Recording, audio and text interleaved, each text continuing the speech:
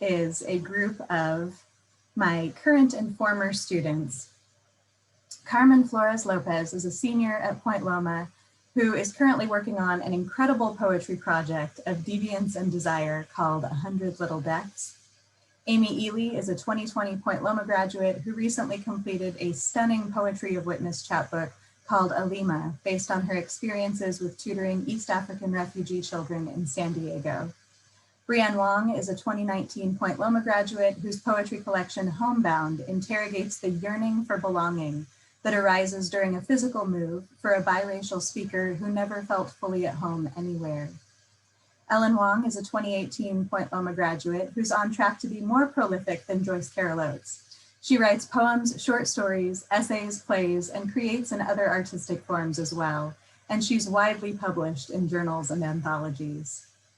Finally, Kathryn H. Ross was one of my students at Azusa Pacific University, who has gone on to earn her master's degree and publish widely in nonfiction, fiction, and poetry, and Kat just celebrated the one-year publication anniversary of her essay collection, Black Was Not a Label.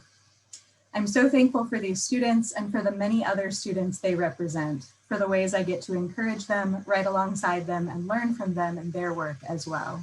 So first, please welcome Carmen Flores-Lopez. Hello. This one's called Andromeda's Mother. Gently gliding with me across the room, she dips me backwards and makes me her broom. She tells me I look prettier during times of crisis and that I enter my prime in the darkest hour of the night. The wind howls through me, leaving me more frigid than I care to admit, but still she glances at me every chance that she gets. Orion's belt was just the beginning. Now I am a constellation in my own right, and the world keeps on spinning.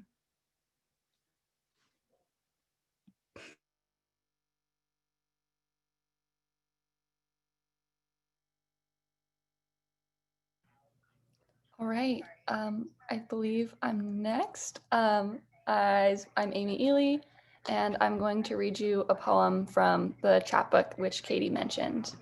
And this is called Natural Barrier. Sometimes death seems like my only escape from the spindle-fingered grip of the unseeable hands around my throat, from the 1,000-pound needles on my chest. But before I can imagine leaving, my mind flashes with Faiza's face, her strength that inspires.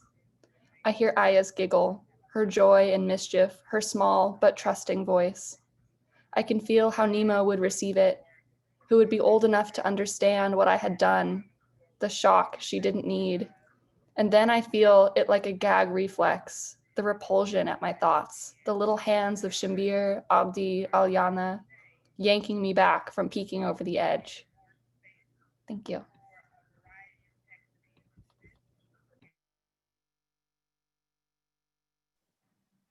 Okay, I think I'm next.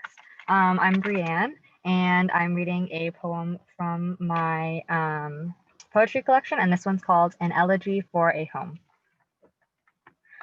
Your soft yellow walls, primed, then painted over, once held remnants of our favorite jokes and tear stains from belly laughs. Now, your echoes listen empty. Your carpet, once artfully decorated with the faded stains of our favorite dishes, sauces, splattered just here and there, ripped up, ripped out. The dining room table, your favorite accessory, which was once my grandmother's, was sawed in two to fit through the doorway. They say after the resection, it might never be the same. Now, I watch helplessly. You are vacated, commodified, sold. You are my childhood, and I am so sorry to see you go. Thank you.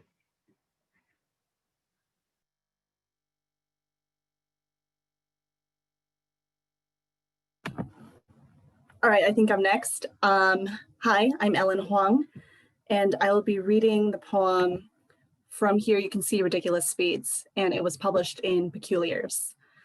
It's also dedicated to my friend Dylan Sanders. From here you can see ridiculous speeds. I'd like to praise spring, how beautiful the world is, but no, not today. Galaxies spin fast, so we just keep on turning. Sun, space, dead. It's all nonstop. There's no time for mourning dear friends you wish you'd known more. I wish I could trade places with you, safe spaces on the hardwood floor. I wish I could tear apart the fabric of time so you'd be alive. Thank you.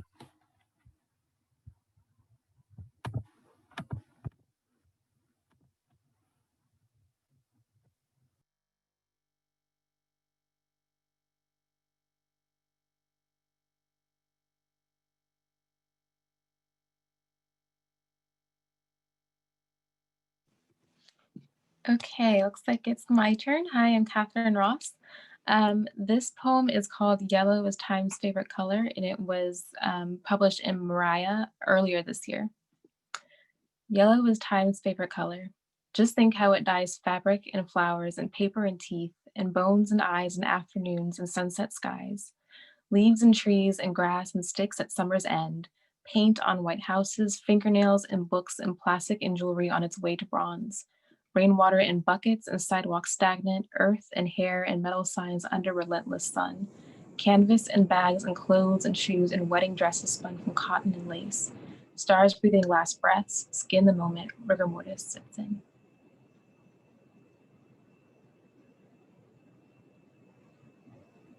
Thank you all so much. I love that I can hear my Elliot going, woo, in the other room after each of you read. You're getting enthusiastic cheers in my house. Thank you. So wonderful to get to weave my poems together with yours. So the next poem I'm going to share from my chapbook is The New Owner Invited Me In.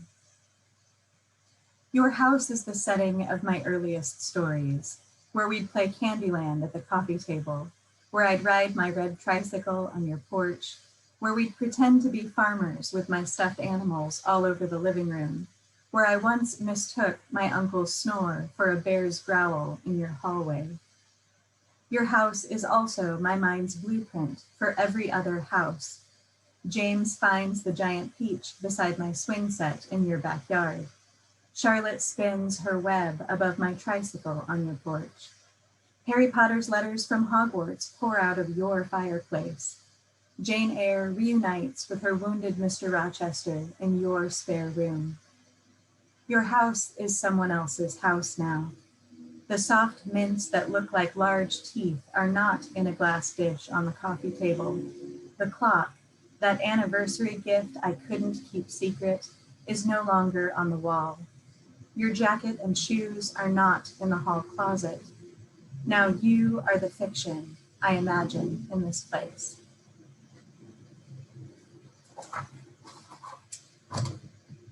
So our second batch of readers for today is a group of my peers from grad school and from workshops, conferences, and other parts of the poetry world. Kai Russell and I somehow managed to do both our MA and PhD work together at the same programs in Kansas City and Lafayette, Louisiana. So I've had the benefit of receiving her thoughtful feedback and reading her gorgeous poems for several years. Her most recent books are Antler Woman Responds and The Wolf at the Door. Nicelle Davis is a poet I tracked down online about 10 years ago because I read one of her poems in the Pedestal magazine, and I had to find her because I loved it so much.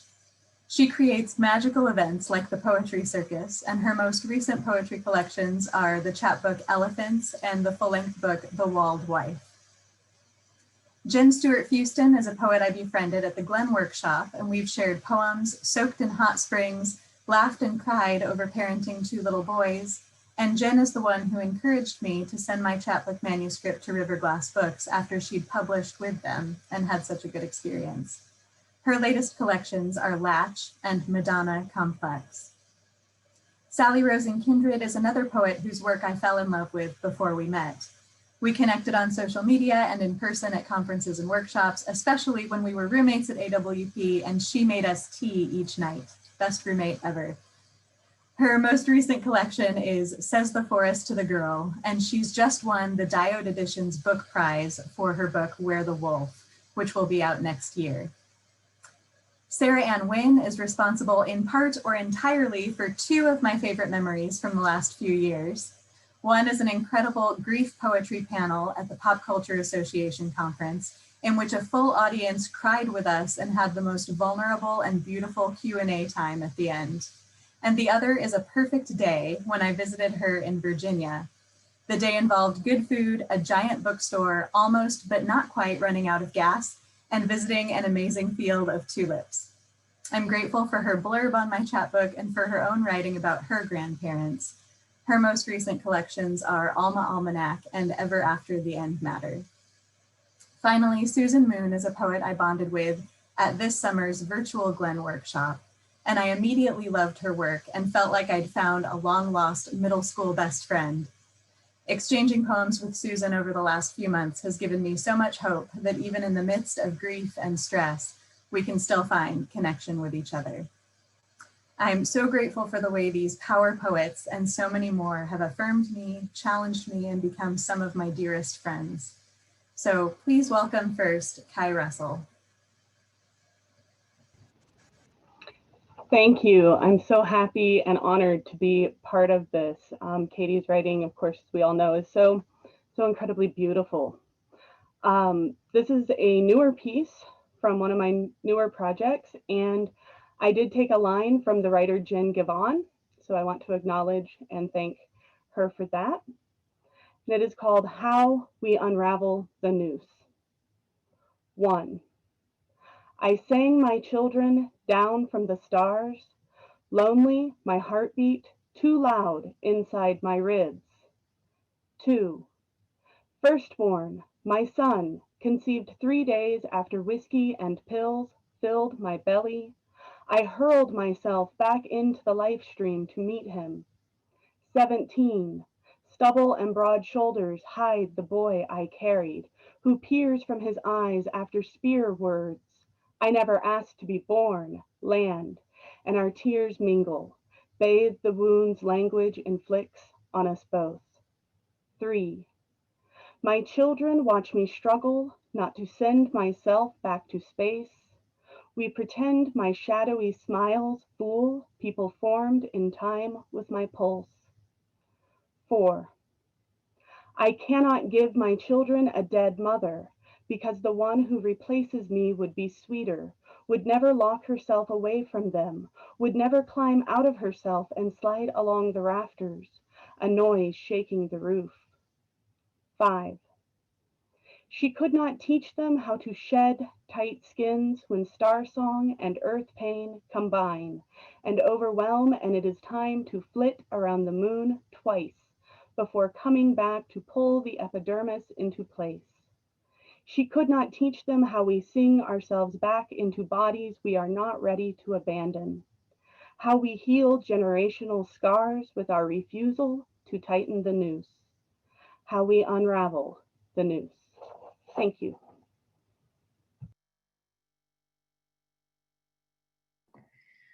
All right, next up, let me just say how much I love Katie Manning. I'm so grateful to hear all these voices. Thanks for bringing us together when it's so hard to be together. So my poem is The Woman Who Cut Judas Down. The woman who cut Judas down had lost her son. This body strung from a branch could be anyone, even hers. She climbed the tree to chew through the rope and bring down the stopped heart that had grown within her. On the ground, she gathered him to her, whole self shaking as a baptism worked its way out from in her, words beyond human articulation, fever, and a cry mistaken for pain. Thanks, Katie.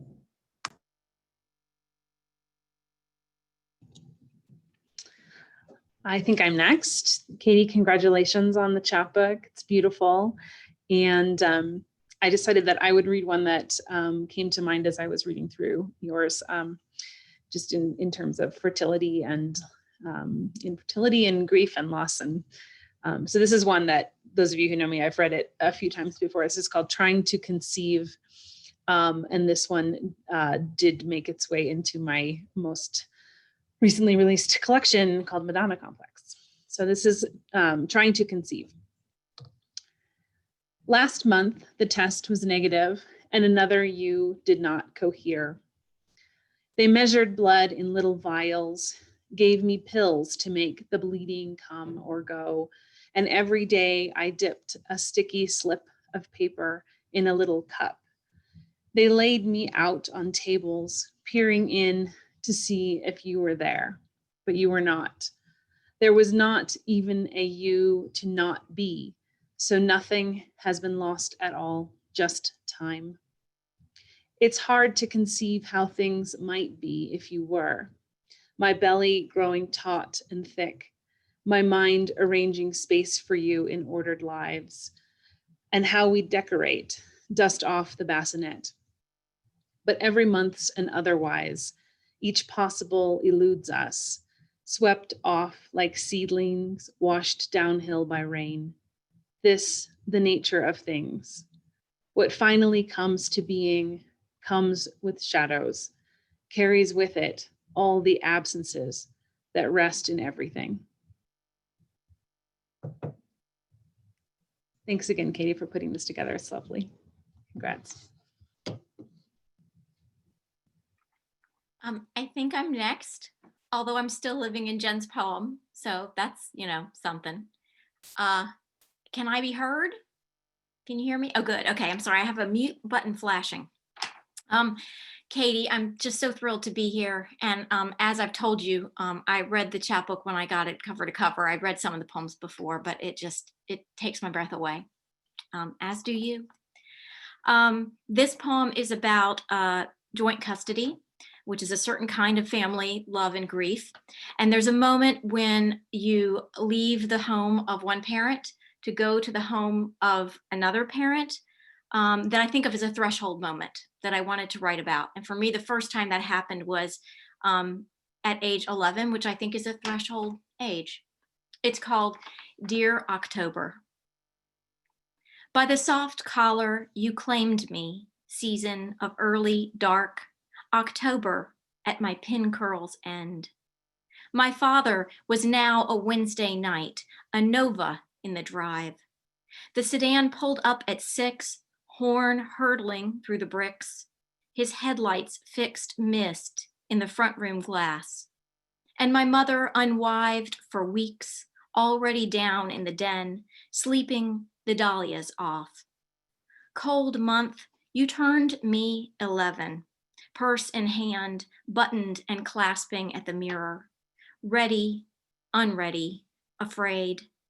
Dear stairs, dear ladder of stars, how do I climb down to wet gravel away from her? Where would I hold my purse? What could I keep inside? There was no prayer for this, no kindness. Dear branch, gusting between porch and windshield rain, whose girl are you? Do you lift your head or bend? Dear October, dear door, by the garnet sleeves you held me, by the braid. Thanks.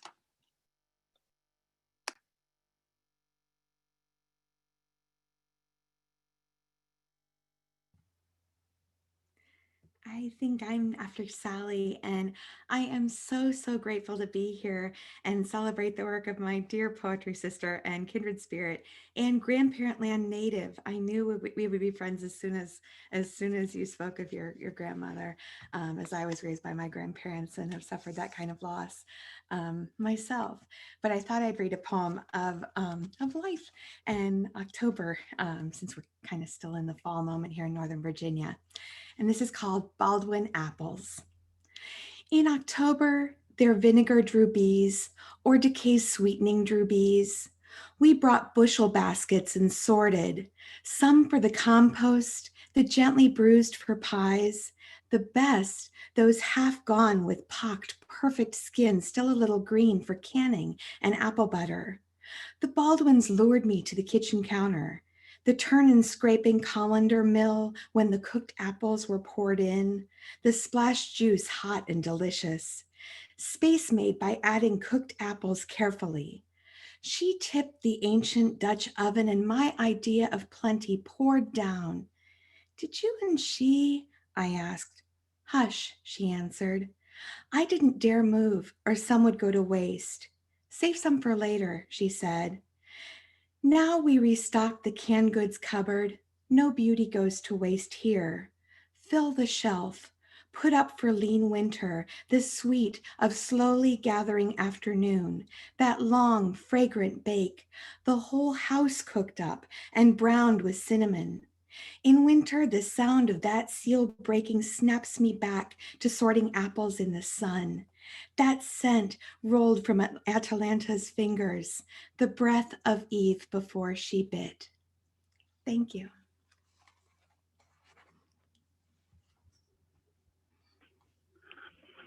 Thank you, Sarah Ann, for such a delicious poem. And it's such a gift to be here today. I'm sure I'm not alone when I say that this chapbook has been on my speed dial, my shelf speed dial during this season of tiny griefs, many big griefs, and also just the essays, poems, and memoirs written by a lot of the poets in this room. So I think the people in this room are such a testament to the kind of connector and poet that Katie is. So humbling to be here and celebrate with you all.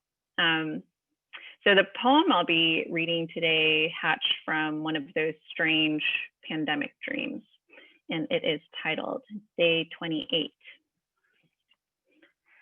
Death has been passing by with habitual haste. My dreams skelter through scenes of the undead, their inventive ways of perishing. Last night, it was a zombie slitting a woman's eye with a splinter. I wake with eyes wide open in wonderance of how I am no longer me. It is not that I am beyond recognition, but when this pelvic floor quakes to pit and pid, heed my warning. No longer am I your trusty mutt. I love you, but these teeth cut callous and cannot be held accountable. Keep me, my likeness in your memory, something to come back to when I am far gone for several moons. Spinning moons are all I've held onto since packing up my childhood home. I could not stop myself half a decade later from approaching the house, languishing in a cul-de-sac.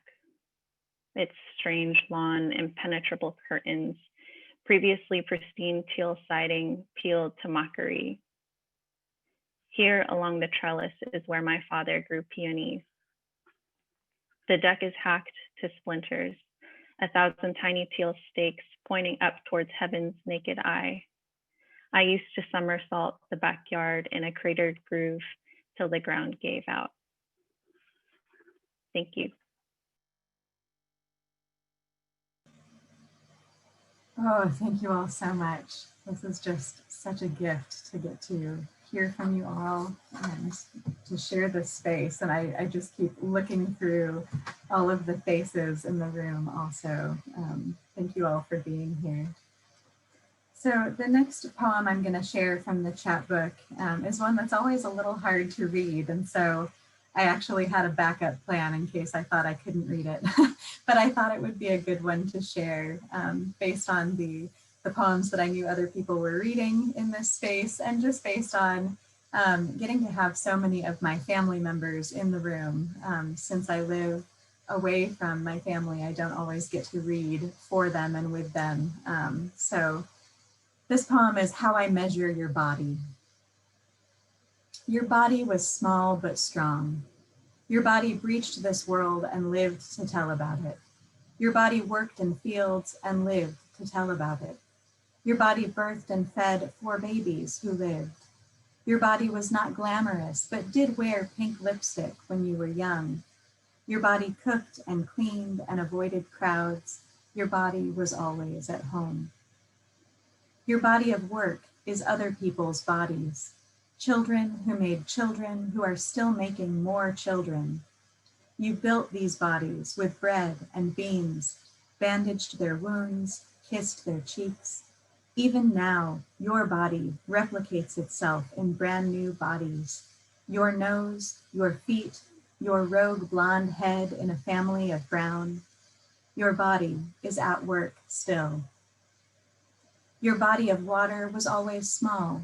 most often a filled kitchen sink or a half-filled bathtub. Your body was always scrubbing something, brown layers on cornbread pans and bean pots, brown layers on kids' and grandkids' bodies. You first saw the world's largest body of water when you were 64. Wow, you really can't see the other side, you said. Your body failed you and became a body or the body, no longer possessed. The body was cleaned, preserved, covered in your favorite pink dress, and placed inside a wooden box. At your viewing, there was music playing, and I danced beside your open coffin with my baby nephew, my body swaying to keep from falling, his body so small and so new. So the last batch of readers for today includes some of my dear professors and mentors, women who are my exemplars on the page and in the way they live their lives. Bettina Pedersen is my former literature professor and my current colleague at Point Loma. When I was a student, I took 7 classes with her because I loved the readings she chose and couldn't get enough of our class discussions. A couple of years ago, when I talked to her about this project, she called it my in memoriam. And that affirmation and the acknowledgement that I would never finish writing about my granny allowed me to complete this chapbook, or at least complete it for now. Bettina is also a wonderful poet and a dear, dear friend. Kay Harkins is my undergraduate poetry professor who taught me that I could pursue writing daily. She can read even the roughest student work aloud and make it sound beautiful. Kay is also my beloved friend and mentor and my bread-eating companion in pre-COVID times, and her stunning new memoir, Queen of the Leaves, was just released earlier this year. I first had the pleasure of meeting Eleanor Winer when I was a graduate student at UMKC, and she came as a visiting writer. Someone asked me not long ago about the best compliment I've ever received, and the first one that came to mind was the time that Eleanor called me a kick-ass poet at the end of our one-on-one meeting at UMKC. Her encouragement of my work then, which at the time included a poem on the loss of my grandpa, and her encouragement since then in emails and in her endorsement of my first chapbook in 2013 have been such a gift. Her most recent books of poetry are Tourist in Hell and The Girl with Bees in Her Hair. Finally, Carolyn Forche became one of my very favorite poets on the page when I first read her work in college. Her work was my first model of what prose poems could do, and her writing taught me that it's possible to write about hard things with beauty and hope. In 2015, I had the joy of meeting her in person and being part of her poetry workshop at the Glen in Santa Fe. And she and our Glen workshop gave me such helpful, specific feedback on this project. Her memoir, What You Have Heard Was True, and her latest poetry collection, In the Lateness of the World, were both published this year. I also want to take a moment to acknowledge Martha Reed and Michelle Boisseau, my dissertation and thesis advisors, who both passed away too soon in 2018 and 2017.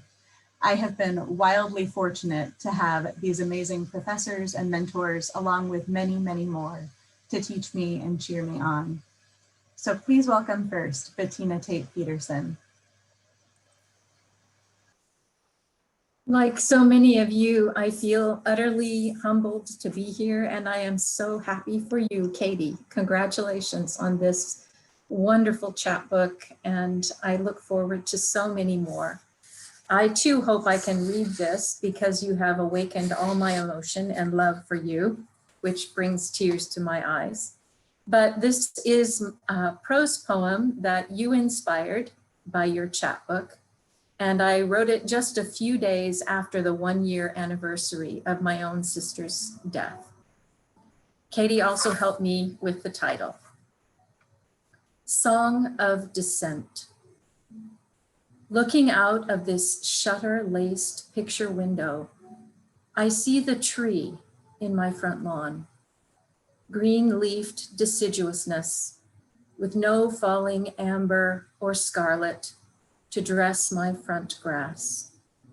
Instead, it offers dry, viridescent, russet-touched pods that uncouple from sky perch and fall graveward, still sheltering new green seeds in triangular cocoons. Summer green frond-like leaves shimmer gently in a mild September breeze.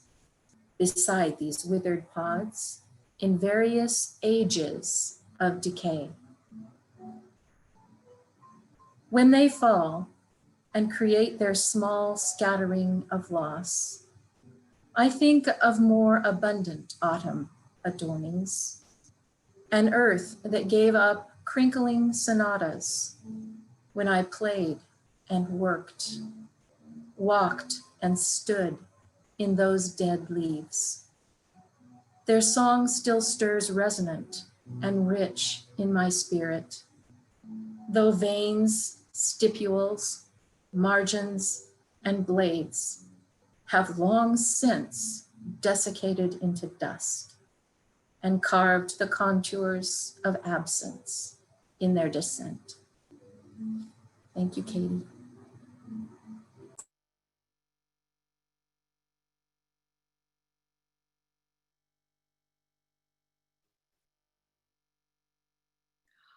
I too am feeling my heart very full right now, being with all of you, especially with Katie, whom I cannot give greater congratulations to for this beautiful, beautiful book of poems. And hello to all of my friends out there, ones I know and don't know, for being here today. I have a short poem to read called Palm to Brow. What if in the course of doing one's best to love rightly, far too many tasks to compete with voices beckoning from a far balcony? When sun glints upon the green marble floor, suddenly the scent of basil pinch-picked by tiny hands reverberates in tragic longing. Before the crushed bone incapacitates another year, a falcon, startled from its hidden autumn perch, brings that small, somber face to mind. Thank you.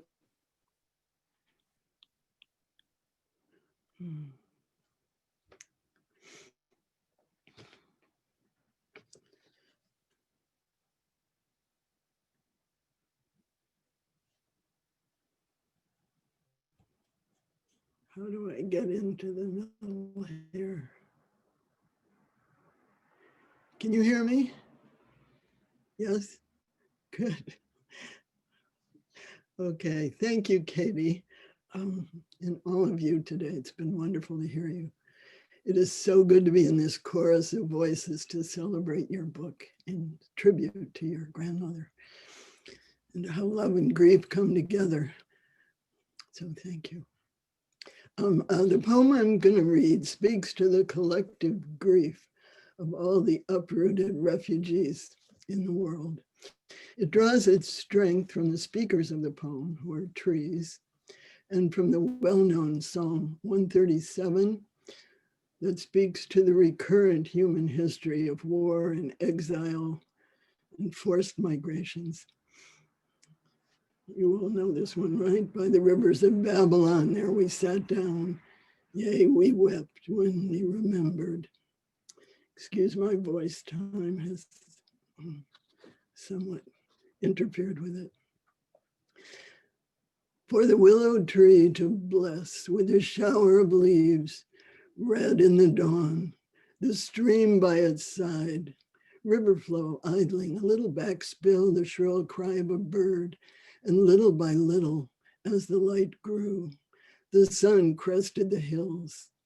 And as it splintered its gold among our leaves, a two-legged figure appeared, and behind it another, as if the horizon itself was an opening seam from which they were pouring, a column stretching back and back, over the hills that the sun had just mounted. They were backlit by that sun, flat silhouettes, and it was hard to discern one from another.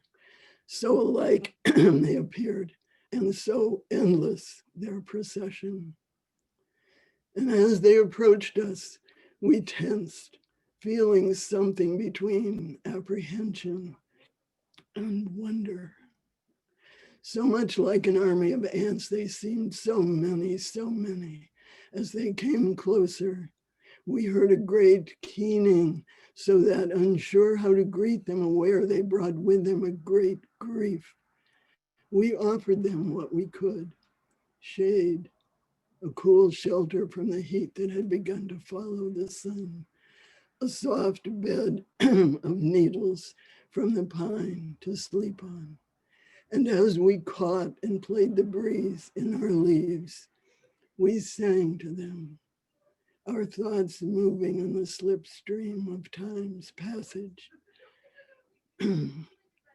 Wind in the harps hung in our branches, left there in despair by others so like them years ago. Slow circles of years we can barely remember. Still, the song of the wind in the harp strings has mingled and merged with our tendrils of thought. A singing we offer them now, this sorrowing multitude, who in return bring their tears to water our roots. Thanks.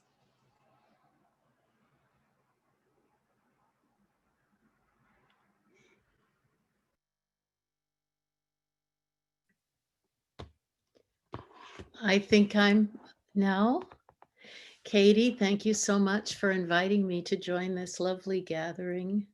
Thank you. It's wonderful to see you, Eleanor, even if only in a window in space somewhere. And thank you for the tendril of thought. It's inspired me for the poem I'm going to read next that I chose for this because it's really a poem that I hope is about resilience. We all need resilience right now. It's called Toward the End, and congratulations, Katie, on this day. Your book is born in the world this day, launched. We're all helping you launch it. Toward the end, in this archipelago of thought, a fog descends. Horns of ships to unseen ships, a year passing overhead, the cry of a year, not knowing where, someone standing in the aftermath who once you knew, the one you were then, a little frisson of recognition, and then just like that, gone, and no one for hours. A sound you thought you heard, but in the waking darkness is not heard again. 2 sharp knocks on the door. Death it was, you said, but now nothing. The islands, places you have been, the sea, the uncertain, full of ghosts calling out, lost as they are, no one you knew in your life. The moon above the whole of it, like the light at the bottom of a well, opening in iced air, where you have gone under and come back, light, no longer tethered to your own past. And were it not for the weather of trance, of haze and murk, you could see everything at once. All the islands, every moment you have lived or place you have been, without confusion or bafflement. And you would be one person. You would be one person again. All right, so this done. Thank you. Thank you so much. Oh my goodness, you all. This is just such a gift. Thank you so much for reading with me. I'm going to close with the final poem from my chapbook, which is the title poem, 28,065 Nights. I tell your stories to keep myself alive. I tell you new stories. I speak them aloud to you when no one is around, the way you used to talk to Grandpa in your bedroom after his death. The stories play on repeat in my head. I write them down. I tell them to Elliot when he asks. A year later, he still remembered you, but I don't know how long his memories from 2 will last. To him, you will be more story than person. Are we always more story than person? Words thicker than water? I got the wave of your hair and your lack of wisdom teeth. I did not get your metabolism that let you eat 6 hot dogs at one cookout, but I get to keep that story, more necessary now than blood or breath. So thank you again to all of the readers. This was incredible and such, I cannot say enough that this was such a gift. I really wish I could just live in this room for a while. Thank you to my amazing writing colleagues, Breann Kirby and Robbie Maxted, who have been these Zoom bouncers, letting people in from the waiting room and muting people and all that good stuff. Thank you to Christine Kern and Tom Alba, who are also present in the room. They gave me so much feedback on this manuscript in its early stages and kept me writing when I was afraid that what I was writing was too personal and maybe no one else would want to read it. So thank you for being here. Thank you to all of you who came to listen. It's so wonderful to see family and friends and some people I don't know at all, all together. Just thank you so much. Really, it's just a joy to gather so many beloved people in the same room. So I am going to stop the official recording and then I'm just going to stick around for the after party. So if you want to stay and chat for a bit, you're welcome to. If you need to go on to other things today, then please take care of yourself and others and have a beautiful Saturday. Thank you again.